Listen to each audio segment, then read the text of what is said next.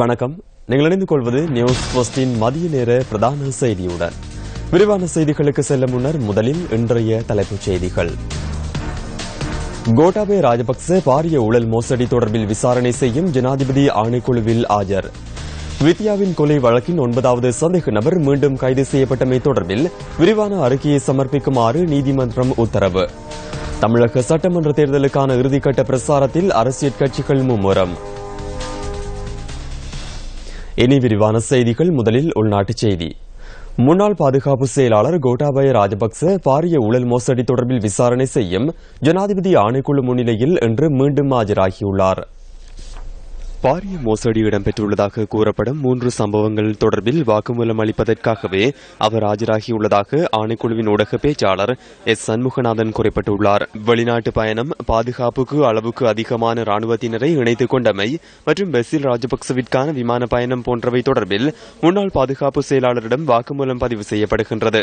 இன்று காலை 9:30 மணி அளவில் ஆணைக்குழு முன்னிலையில் ஆஜரான முன்னாள் பாதுகாப்பு செயலாளரிடம் தற்போது வாக்குமூலம் பதிவு செய்யப்படுவதாகவும் பாரிய ஊழல் மோசடி தொடர்பில் விசாரணை செய்யும் ஜனாதிபதி ஆணைக்குழுவின் ஊடக பேச்சாளர் எஸ் சண்முகநாதன் தெரிவித்தார்.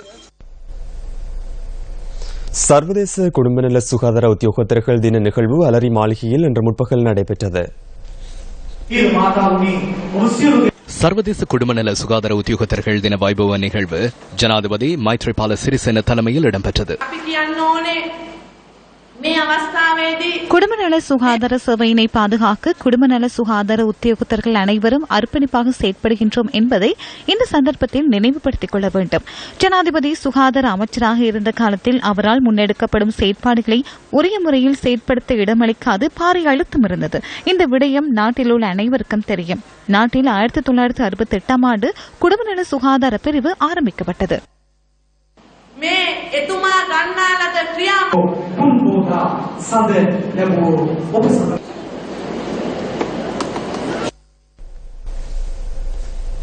யாழ்ப்பாணம் புங்குடுதீவு மாணவி சிவலோகநாதன் வித்யாவின் கொலை வழக்கின் 9வது சந்தேக நபர் போலீஸ் பிடியிலிருந்து விடுபட்டு கொழும்புக்கு தப்பி சென்ற நிலையில் மீண்டும் கைது செய்யப்பட்டமை தொடர்பில் விரிவான அறிக்கையை சமர்ப்பிக்குமாறு ஊர்காவல்துறை நீதவான் இன்று உத்தரவு பிறப்பித்துள்ளார். வித்யாவின் கொலை தொடர்பான வழக்கு விசாரணை ஊர்காவல்துறை நீதவான் நீதிமன்றத்தில் இன்று இடம்பெற்ற போதே நீதவான் AMM பிரியால் இந்த உத்தரவை பிறப்பித்துள்ளார். 9வது சந்தேக நபர் எவ்வாறு கொழும்புக்கு தப்பி சென்றார் என்பது தொடர்பிலும் கைது செய்யப்படுவதற்கு முன்னர் அவருடைய தொலைபேசிக்கு வந்த அழைப்புகள் தொடர்பிலும் அறிக்கை சமர்ப்பிக்குமாறும் குற்றப்புலனாய்வு திணைக்களத்தினருக்கு நீதவான் உத்தரவிட்டுள்ளார். மாணவி வித்யாவின் மரபணு பரிசோதனை அறிக்கைகள் இன்றும் நீதிமன்றத்தில் சமர்ப்பிக்கப்படவில்லை. இந்த பரிசோதனைக்கான கட்டணத்தை குற்ற புலனாய்வு திணைக்களம் செலுத்தாமையே அறிக்கைகளை சமர்ப்பிப்பதில் தாமதம் ஏற்பட காரணம் என ஜீன்டெக் நிறுவனம் கடந்த 4ஆம் தேதி நீதிமன்றத்திடம் தெரிவித்தனர்.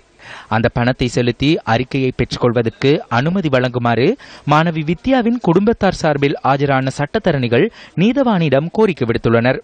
எனினும் குற்றப்புலனாய்வு திணைக்களத்தினரே அறிக்கைக்கான பணத்தை செலுத்த வேண்டும் என தெரிவித்த நீதவான் சட்டத்தரணிகளின் கோரிக்கைக்கு மறுப்பு தெரிவித்துள்ளார்.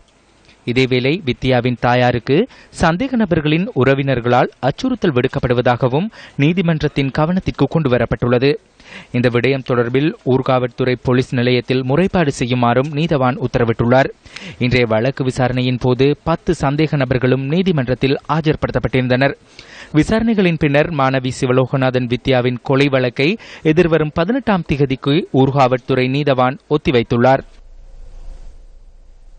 இன்று அக்ஷய திருதியை நாளாகும். இன்றைய தினத்தில் செய்யும் செயல்கள் விருத்தி அடையும் என சான்றோர்கள் குறிப்பிட்டுள்ளனர். சித்திரை மாதத்து அமாவாசையை கழித்து வருகின்ற 3வது நாள் திருதியை திதியிலே பல்வேறு சிறப்புகளை கொண்ட அக்ஷய திருதியை கொண்டாடப்படுகின்றது. படைக்கும் தொழில் புரியும் பிரம்மதேவர் இந்த அக்ஷய திதி நன்னாளில்தான் இந்த யுகத்தை படைத்தார் என புராணங்கள் கூறுகின்றன. அக்ஷ லட்சுமிகளாக விளங்குகின்ற ஐஸ்வர்ய லட்சுமி, தானிய லட்சுமி அவதரித்ததாகவும் புராணங்கள் எடுத்து எம்புகின்றன. மகாலட்சுமிக்குரிய நாளாகிய இன்று சமய அனுஷ்டானங்களில் ஈடுபடுவதுடன் தான தர்மங்களிலும் ஈடுபடுவது சிறப்பான விடயம் என்கிறார் சர்வதேச இந்து மத குரு பீடாதிபதி ஸ்ரீ ஐயப்பதாச சாம்பசிவ சிவாச்சாரியார். இந்த பால்கடலை கடைகின்ற பொழுது மகாலட்சுமியானவள் இந்த அமிர்த கலசத்தோடு தோன்றி மகாவிஷ்ணுவனுடைய நெஞ்சிலே நீங்காத இடம் பிடித்த நாளும் இந்த அக்ஷய திருதியை நாள் என்பது போற்றுதற்குரியது. பொதுவாக இந்த தமிழ் வருடங்கள் 60 பிரபவ முதல் அக்ஷய வரையிலே சொல்வார்கள். இந்த அக்ஷய என்பது 60வது வருடம்.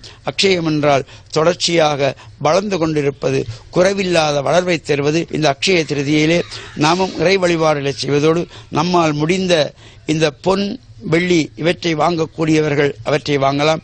அது வாங்க வசதி இல்லாதவர்கள் பச்சை அரிசி வாங்கலாம், உப்பை வாங்கலாம், மல்லிகை பூவை வாங்கலாம். இவ்வாறு நம்மால் முடிந்தவற்றை வாங்கி இந்த அட்சய திருதியை கொண்டாடுவதோடு பிதர்களுக்காக தர்ப்பணங்களை செய்வது, தானங்களை செய்வது.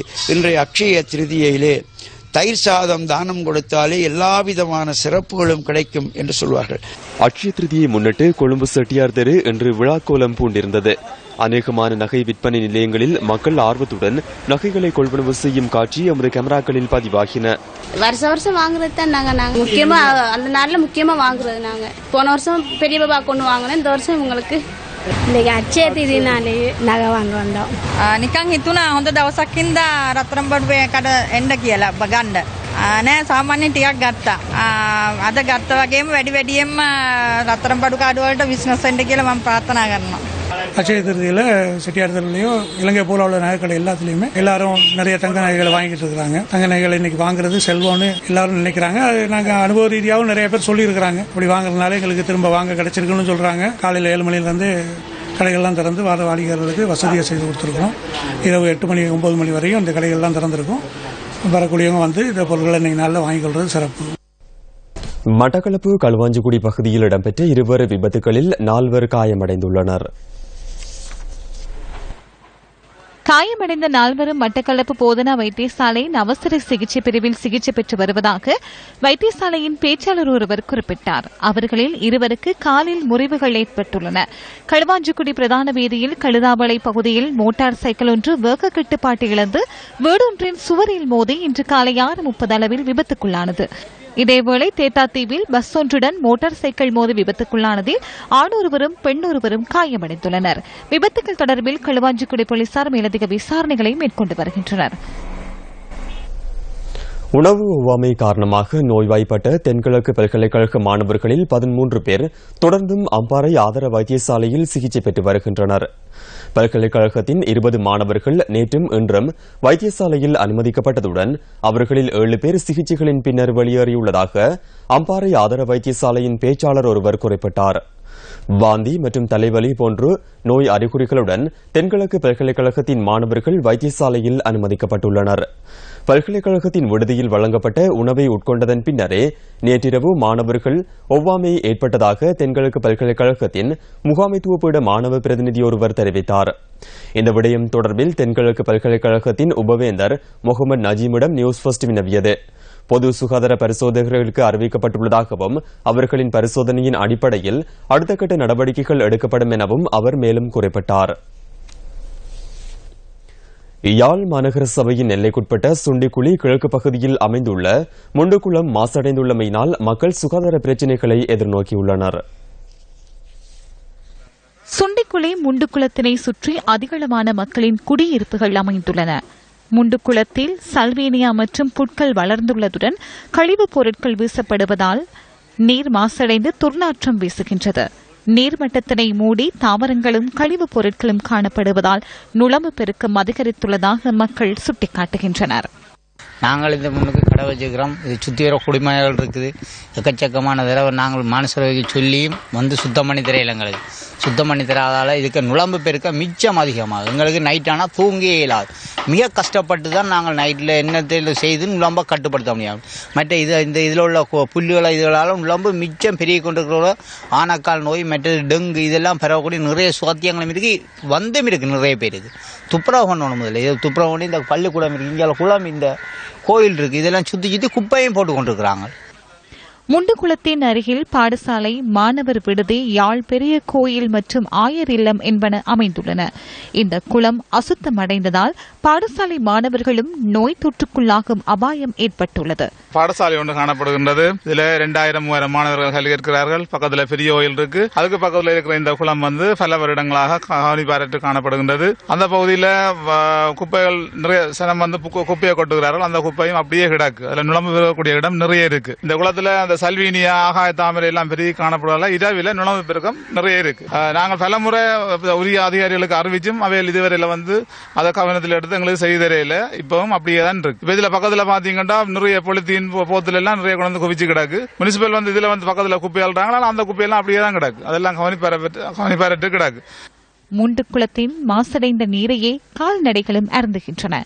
மழைக்காலங்களில் குளத்தின் நீர்மட்டம் அதிகரித்து கழிவுநீர் குடியிருப்புகளுக்குள் புகுவதால் தாம் சிரமங்களை எதிர்நோக்குவதாக பிரதேச மக்கள் குறிப்பிடுகின்றனர். முண்டு குளத்தினை சுத்தப்படுத்துமாறு யாழ் மாநகர சபையிடம் பலமுறை கோரிக்கை விடுத்தும் இதுவரை எதுவித நடவடிக்கையும் எடுக்கப்படவில்லை என மக்கள் குற்றம் சுமத்துகின்றனர். நீண்ட காலமாக பிறகு செய்யப்படவில்லை. பல தடவைகள் உரிய அதிகாரிடம் சென்று கதைத்த போதும் அவர்கள் இதற்கான இது சார்பான எந்த ஒரு நல்ல விளக்கத்தையும் எங்களுக்கு நீண்ட காலமாக தரவில்லை. அதனால இந்த குளம் பாழடைந்திருப்பதுடன் டெங்கு போன்ற யானைக்கால் நோய்கள் வருவதற்கு காரணமாகவும் இந்த குளம் இருக்கிறது. யாழ் மாநகர சபை எல்லைக்குள் இப்படி ஒரு குளம் இங்கு இருப்பது எங்களுக்கு கவலையாக இருப்பதுடன் இது எங்களுடைய இடத்தையும் வெகுவாக பாதிக்கிற ஒரு இடமாக இருக்கின்றது. இத்துடன் நியூஸ் போஸ்டின் மதிய நேர பிரதான செய்தி நிறைவு பெறுகின்றது. மீண்டும் சந்திக்கலாம் நியூஸ் போஸ்டின் 2:25 மணித்தியால செய்தியில். வணக்கம்.